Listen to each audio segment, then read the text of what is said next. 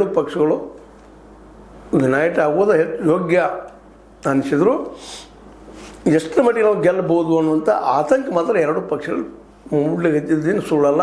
ಮತ್ತು ಈಗ ರಾಜ್ಯಸಭೆಗೂ ದೇವೇಗೌಡರನ್ನ ಕಳಿಸೋದ್ರಲ್ಲೇ BJP ತಳದಂತ ಹಾದಿ ಹುಡುಕೊಂಡ್ಬಿಟ್ಟದ. ಇದು ಸಹಿತೊಳಗೆ ಅಸಮಾಧಾನದ JDSನಲ್ಲೇ.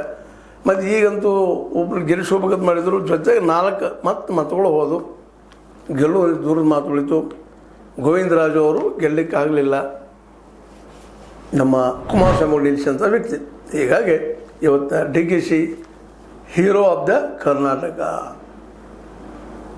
HDK ವಿರೋಧ ಪಕ್ಷದ ನಾಯಕ ಆದರೂ ಇಲ್ಲವೋ ಏನು ನಮ್ಮ ಅಶೋಕ್ ಆದರೂ ಒಟ್ಟಾರೆಯಾಗಿ ಒಂದು ಬಿರುಕು ಮಾತ್ರ ಮೂಡ್ಯದ. ಅದು ಯಾವ ರೂಪ ಪಡಿಬೋದು ಮುಂದಿನ ದಿನದಲ್ಲಿ ಅನ್ನೋದನ್ನು ಎಲ್ಲರೂ ಕಾದು ನೋಡೋಣ ಅಂತ. ಇದು ನಿಮ್ಮ ಲೈಕ್ ಆಗಿರ್ಬೋದು. ಲೈಕ್ ಮಾಡಿ, ಶೇರ್ ಮಾಡಿ, ಕಮೆಂಟ್ ಮಾಡಿ, ಜೊತೆ ಸಬ್ಸ್ಕ್ರೈಬ್ ತಿಳಿಸ್ಬೋದು. H16 ನ್ಯೂಸ್ ಅರ್ಥ ತಿಳಿಸ್ತಾರೆ ಎಂಬುದು ಸತ್ಯಕ್ಕಾಗಿರಲಿ ವಂದನೆಗಳು. ಆತ್ಮೀಯ ಸಾರ್ವಜನಿಕರಲ್ಲಿ H16 ಅರ್ಥಾತ್ ಸೀತಾರಾಮದಿಂದ ಒಂದು ಮನವಿ. ಈ ಸಂಸ್ಥೆ ಭ್ರಷ್ಟಾಚಾರ, ಅನ್ಯಾಯ, ಅತ್ಯಾಚಾರಗಳಿಂದ ನೊಂದವರ ವೇದಿಕೆ.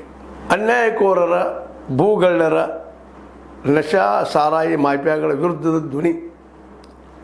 ರೈತರ, ಕೂಲಿಕಾರ, ಕಾರ್ಮಿಕರ, ಬಿದ್ದ ಸಮುದಾಯ ಜನರ ಧ್ವನಿ.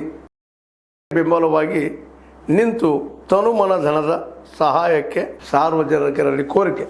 ದಾನದ ಸಹಾಯ ನೀಡಿ ಸ್ವಾತಂತ್ರ್ಯ ಪತ್ರಿಕೋದ್ಯಮ ಉಳಿಸಿ ಬೆಳೆಸಿ. ವಂದನೆಗಳು.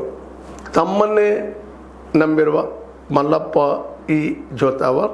ಈ ಕೆಳಗಿನ QR ಸ್ಕ್ಯಾನ್ ಮಾಡಿ ಅಥವಾ ಈ ನಂಬರ್ ಅಂದರೆ 7411402405ಗೆ ಇಲ್ಲ 9686864852ಗೆ ನೀವು ಫೋನ್ಪೇ ಮಾಡಿ, Paytm ಮಾಡಿ ಅಥವಾ ಇನ್ನಾವುದೇ ಮಾಧ್ಯಮದಿಂದ ಗೂಗಲ್ ಮೂಲಕ ಸಹಾಯ ಮಾಡಿ ಈ ಪ್ರಾಮಾಣಿಕ ಪತ್ರಿಕೋದ್ಯಮವನ್ನು ಉಳಿಸಿ ಅಂತ ಮತ್ತೊಮ್ಮೆ ಮನವಿ.